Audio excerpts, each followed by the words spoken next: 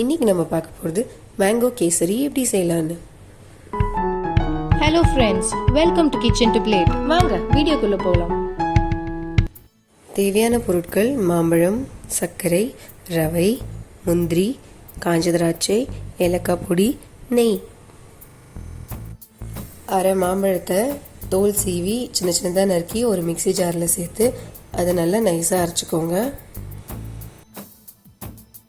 ஒரு கடாயை சூடு பண்ணிவிட்டு 5 டீஸ்பூன் நெய் சேர்த்துக்கோங்க.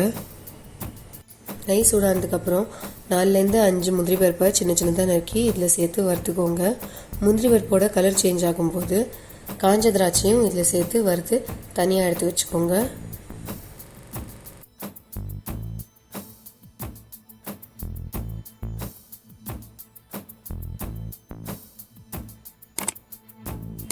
இதே நெய்யில் 3/4 டம்ளர் இல்லைனா 100 கிராம் ரவை சேர்த்து வறுத்துக்கோங்க. ரவை வறுபடுற நேரத்திலேயே 2.5 டம்ளர் தண்ணியை சூடு பண்ணிக்கோங்க.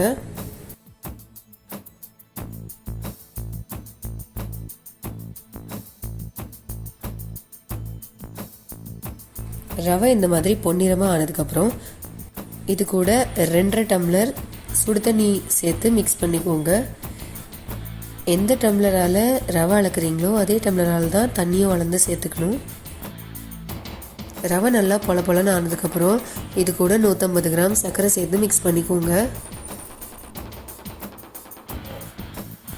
இது வரைக்கும் நீங்கள் எங்கள் சேனல் சப்ஸ்கிரைப் பண்ணலன்னா ப்ளீஸ் சப்ஸ்கிரைப் பண்ணுங்கள். கூடவே அந்த பெல் ஐக்கானையும் தட்டி விட்டுருங்க. ரவை நல்லா வெந்து பாத்திரத்தோட ஒட்டுற ஸ்டேஜில் 3 டேபிள் ஸ்பூன் நெய் சேர்த்து மிக்ஸ் பண்ணிக்கோங்க.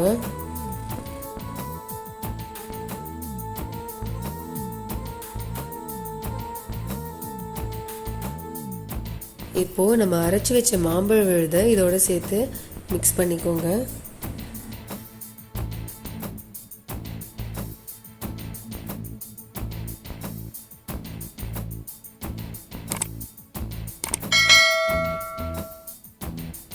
எவ்வளோ அழகாக இருக்கு இல்லையா மஞ்சள் நிறம்.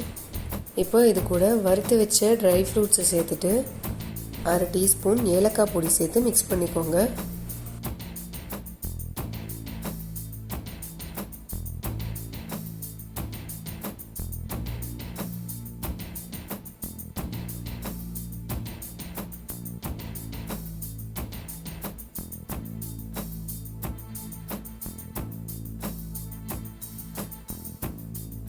சுவையான மாம்பழ கேசரி ரெடி.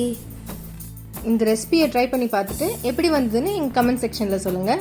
பிடிச்சிருந்தா எங்கள் சேனலை சப்ஸ்கிரைப் பண்ணுங்கள். அப்படியே ஃப்ரெண்ட்ஸோடையும் ஷேர் பண்ணிடுங்க.